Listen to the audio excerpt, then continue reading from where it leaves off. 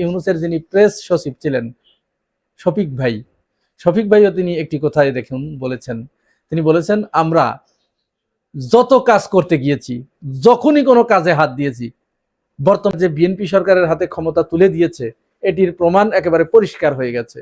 যেমন তিনি বলেছেন যে অন্তর্বর্তীকালীন সরকার জামাতকে নয় বরং বিএনপির হাতে ক্ষমতা তুলে দেবার জন্য তারা প্রচেষ্টা চালিয়েছে।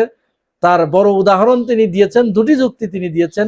নাম্বার 1 হচ্ছে অন্তর্বর্তীকালীন সরকারের একজন উপদেষ্টা, তিনি সরাসরি সরকার আমাদের প্রত্যেকটি কাজে বাধা দিয়েছে, আমাদের কোনো কাজ করতে দেয়নি। দেখুন, শুনুন, এগুলো আস্তে আস্তে সব বের হয়ে যাবে।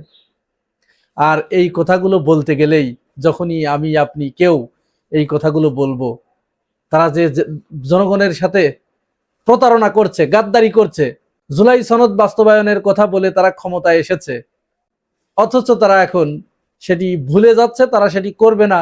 এই কথা কেউ বললেই ইশরাক হোসেনরা দেখুন কিভাবে হুমকি দিচ্ছে রাষ্ট্রের জনগণ।